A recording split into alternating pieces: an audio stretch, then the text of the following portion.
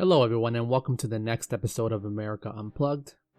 As I record this, today is January 19th, 2021, a day after Martin Luther King Day, celebrating the late and great Dr. Martin Luther King, who fought for equality, spearheaded the civil rights movement that brought about significant change for the better for this country. Now, as a prerequisite, my podcast isn't intended to be solely focused on race wars, identity politics, things of that sort. I want to cover a broad variety of topics that I feel are plaguing American society today. But the whole race wars thing just keeps popping up, and it irritates me particularly when someone takes an excerpt, takes a small piece of someone's literature or someone's words, and twists and skews them to push their own agenda and to justify the narrative. In this case, Vox published an article on Martin Luther King Day that completely took what Dr. King said out of context in a letter to Coretta Scott King. Back then, Coretta Scott, they were not married at that point. And they're using it to push their narrative of white supremacist insurrectionists, quote unquote, taking over Capitol Hill, stirring an uprising. You know the whole thing that's being pushed by the media today. So that's number one. Number two, this article further suggests that Dr. King was against capitalism, and they're pushing this narrative that capitalism is evil, Dr. King was against it, and that America today is still racist, and that the Capitol Hill incident is a reflection of that.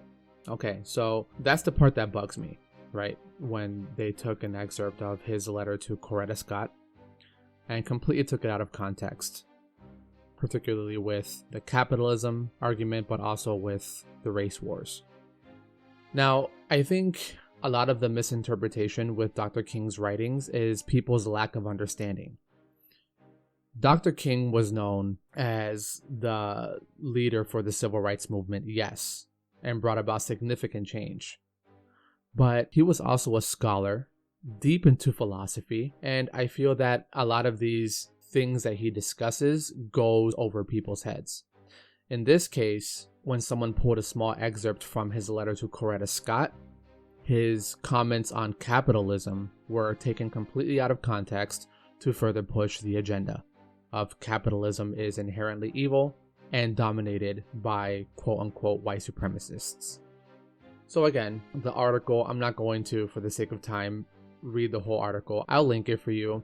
But in a nutshell, the author talked about white insurrectionists taking over Capitol Hill, and then a part regarding capitalism. The author wrote, and I quote, "King's legacy was also not just confined to justice on the basis of racial categorization. It includes his fight against capitalism. Parentheses, he was working on the Poor People's Campaign in the months before he was assassinated and was in Memphis to support a sanitation workers' strike. The Vietnam War, parentheses, he condemned the war in a 1967 speech called Beyond Vietnam, and limited censorship for the oppressed. Parentheses, during his tour of Europe in 1964, on his way to accept the Nobel Peace Prize in Oslo, King celebrated social demographic governments. King told his wife in a letter in 1952, quote, I imagine you already know that I am much more socialistic in my economic theory than capitalistic. Capitalism started out with a noble and high motive, but like most human systems, it fell victim to the very thing it was revolting against. So today, capitalism has outlived its usefulness." End of quote.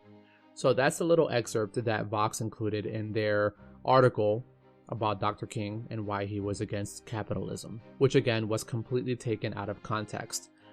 Now, if you actually go to the letter to Coretta Scott, and you can find its full version at the stanford.edu website. As a matter of fact, I'll post a direct link of the letter in the information section of this video. You can go ahead and read the full letter yourself and come up with your own interpretation. So, not to contradict myself, but I'm going to, for the sake of time, only read a bit further than what the author at Vox quoted and took out of context. Now, to start, the letter to Coretta Scott is largely dedicated to a book review, according to the writing, for a book that she recommended for him to read called Looking Backward by Edward Bellamy. So he's giving her his opinion on the writings of Edward Bellamy and his critique, which is the first part that the author over at Vox completely omitted. So I'll go ahead and backpedal to the start of the paragraph that was taken out of context. So moving forward, this is all verbatim from the actual letter. By the way, to turn to something more intellectual, I have just completed Bellamy's Looking Backward. It was both stimulating and fascinating. There can be no doubt about it, Bellamy had the insight of a social prophet as well as the fact-finding mind of the social scientist. I welcomed the book because much of its content is in line with my basic ideas. I imagine you already know that I am much more socialistic in my economic theory than capitalistic, and yet I am not so opposed to capitalism that I have failed to see its relative merits. It started out with a noble and high motive, to block the trade of monopolies of nobles, but like most human systems, it fell victim to the very thing it was revolting against. So today, capitalism has outlived its usefulness.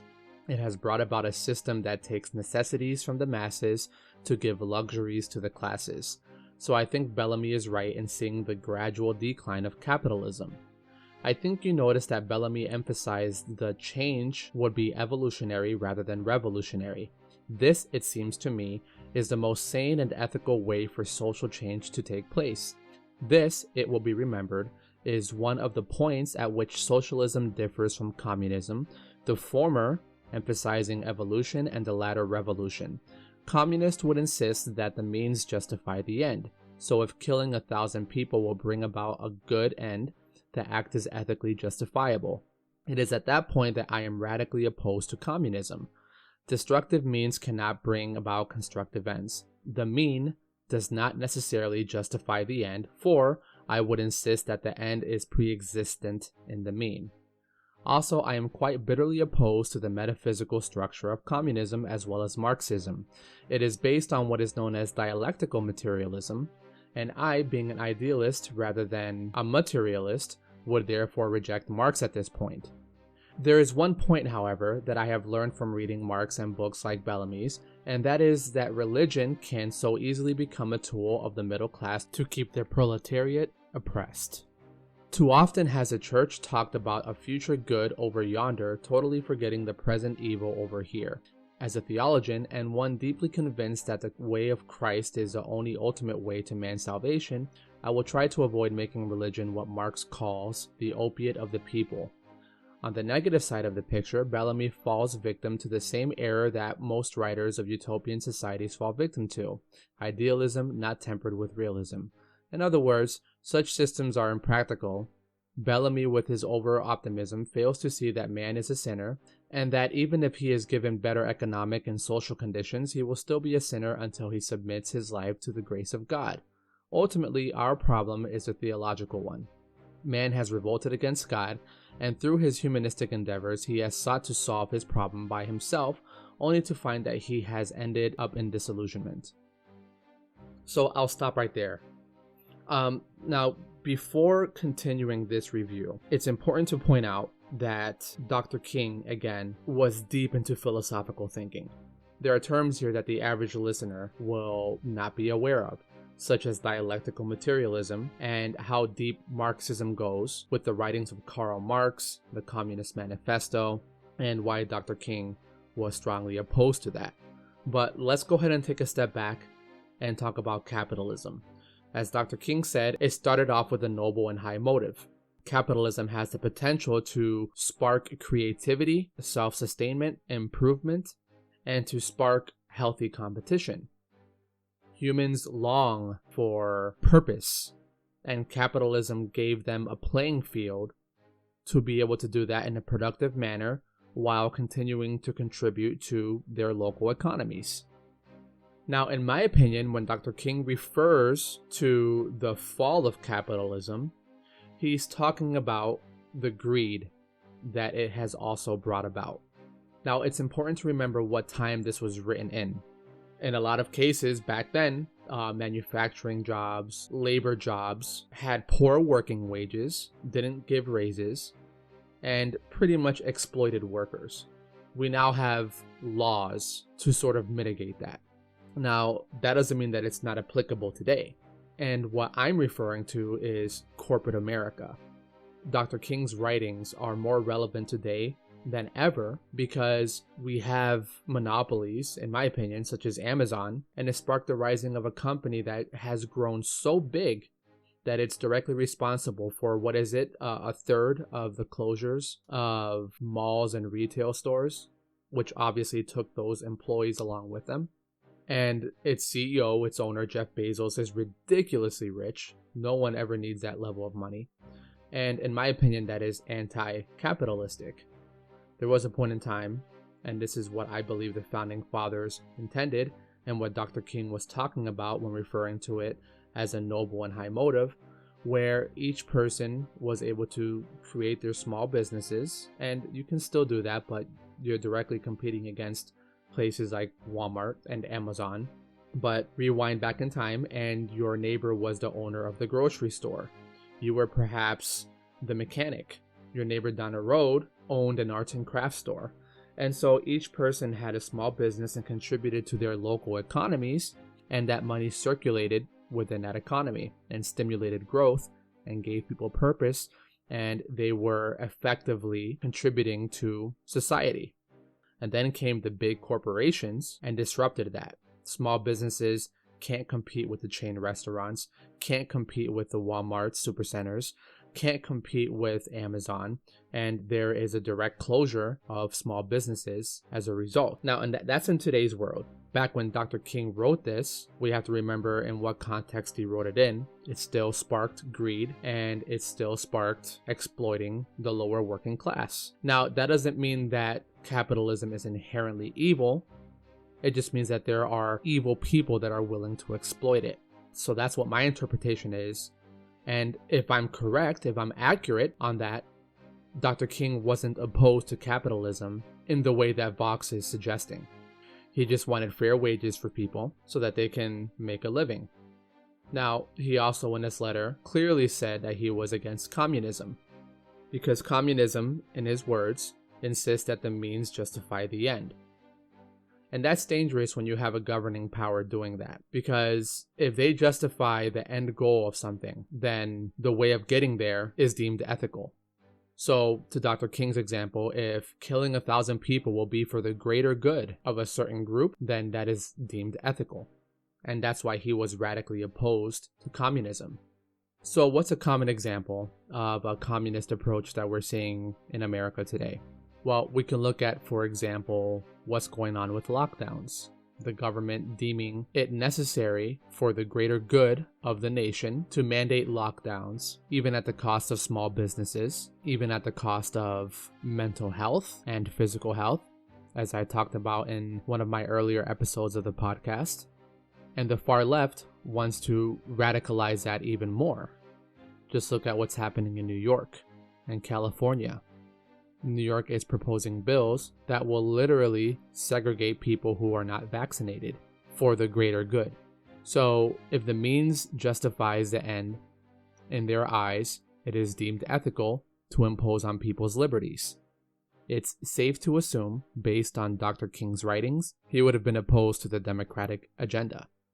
Now, that's not to say that he was Republican. It's been cited multiple times that he was in fact an independent, which is what I advocate for in this podcast too. Don't cement yourself with any political party to the point where you're willing to turn the cold shoulder when they do something that doesn't align with your beliefs. Dr. King had it right. So we know that he was radically opposed to communism. And he states here that he was opposed to Marxism as well. Well, I talked about Marxism in the past, in that it takes an oppressed versus oppressor approach, and that you have to overthrow your oppressor in order for you to elevate to a utopian society. And in this case, we talked about the oppressed being people of color and the oppressor being white people, white supremacy, white privilege. And again, Dr. King denounced Marxism for several reasons. Dr. King always pushed for people to not judge others by the color of their skin, but by the content of their character. And Marxism aims to identify people with these types of characteristics: oppressed versus oppressor, class, race, sex. That's where you get a lot of these movements from. Feminist movement is the male oppressors. Identity politics, the race wars, are people of color versus white people. And those are the foundations of Marxism, right? To identify people and break them up, segregate them by those terms, and to identify the oppressed group and the oppressor group and overthrow the oppressors. And as Dr. King suggests, when you adopt Marxism ideology, you cannot mediate differences between the two groups. You're not going to understand one another. There aren't going to be common grounds that can be found. And that goes directly against his vision. So the BLM movement, identity politics, the race wars are direct contradictions of Dr. King's stance. Now, in his letter to Coretta Scott, Dr. King mentioned Marxist theory of dialectical materialism. And in regards to that, Dr. King stated, and I quote, "First, I rejected their materialistic interpretation of history, they being Marxists. Communism, avowedly secularistic and materialistic, has no place for God." Basically, in this context, Dr. King rejected the philosophy, the Marxist theory, that envisioned the human race as a one-dimensional economic creature. Dr. King didn't believe that we were to be tied to the materialistic. Second, and I quote, "I strongly disagreed with communism's ethical relativism, since for the communists there is no divine government, no absolute moral order, there are no fixed, immutable principles. Consequently, almost anything, force, violence, murder, lying, is a justifiable means to the millennial end." Now, this is important to note because going back to his letter to Coretta Scott, Dr. King, A, completely rejected communism because of the totalitarian approach. The end justifies a means, a very dangerous mindset for a government or any person in power to have. And B, he insinuated that socialism is wishful thinking. Yeah, in a perfect world, we would like everyone to have free access to healthcare. But as Dr. King said, in a realistic world, that won't happen. We've seen how socialist agendas have caused harm, devastated nations, and has left a body count in history. Because so long as there's government corruption, socialism will lead to communism. It's always been a doorway for it. Power leads to corruption. And when you give up your liberties, when you surrender your own individual freedoms, you are at risk. And as Dr. King stated, when you start adopting communism's ethical relativism, there's no common ground for divine government, moral order, ethical principles. There's no universal code, for lack of better terms. Take a look at what's happening today. Ethics and morals are completely out of the picture. People are having sex outside of marriage. People have multiple sex partners. Children are being born out of wedlock. Broken homes are more prevalent today than they have been at any point in history. Children are being raised in single-parent homes. Depression is at an all-time high. People are more addicted to drugs than ever. We have an opiate crisis, violence, destruction of cities.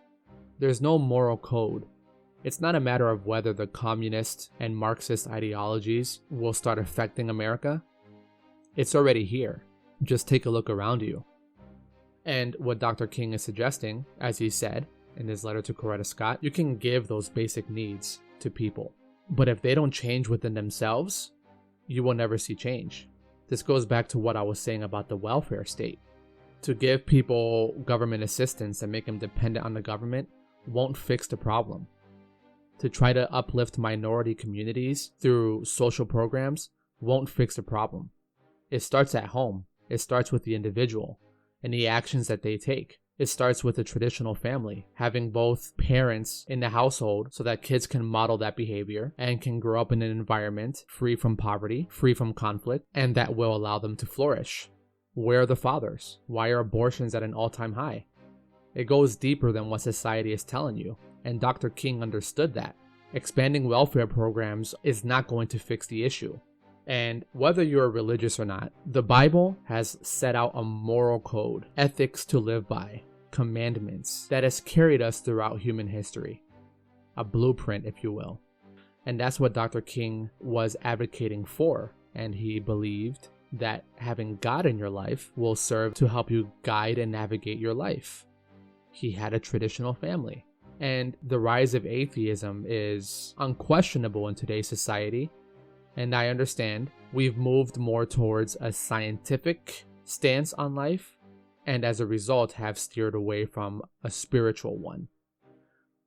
I propose that it doesn't have to be one or the other. You can implement both. And even if you don't believe in an actual deity, that shouldn't give you the green light to completely dismiss the principles and the ethics and the morals that are proposed through any religion that you may follow. Dr. King understood that.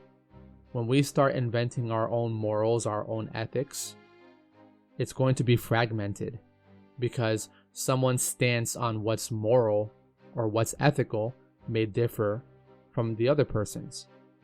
And so we have this breakdown of our country and we're in chaos. We need to unify, and religion historically has done that. And again, Dr. King understood this. And his third point, quote, "Third, I opposed communism's political totalitarianism. In communism, the individual ends up in subjection to the state. And if man's so-called rights and liberties stand in the way of that end, they are simply swept aside. His liberties of expression, his freedom to vote, his freedom to listen to what news he likes, or to choose his books are all restricted. Man becomes hardly more, in communism, than a depersonalized cog in the turning wheel of the state." End of quote. That is powerful. Because what's happening with the far left today, the censorship, the cancel culture, the ostracizing, that is in direct contradiction to what Dr. King wrote about. He warned about the dangers that we are seeing today.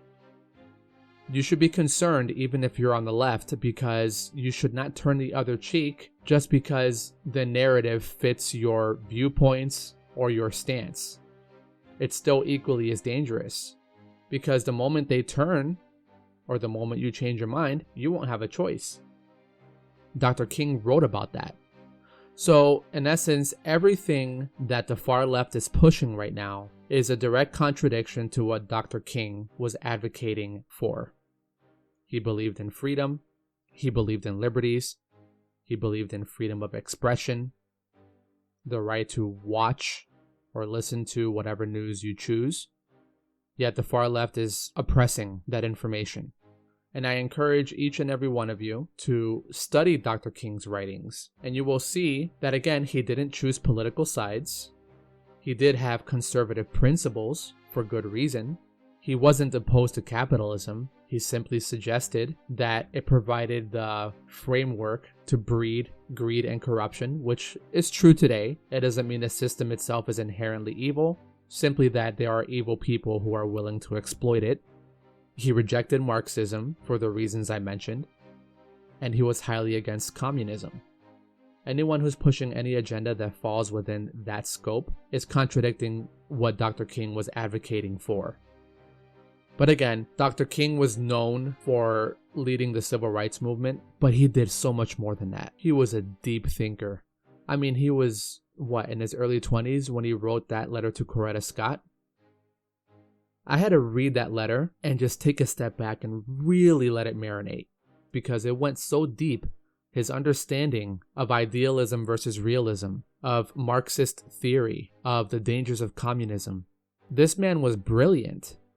And unfortunately, because we don't educate ourselves, much of what he said is going well above people's heads and is taken completely out of context in order to push a narrative. And it's far from the truth.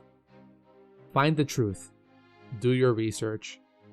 And if you truly honor Dr. King, try to adopt the principles that he advocated for.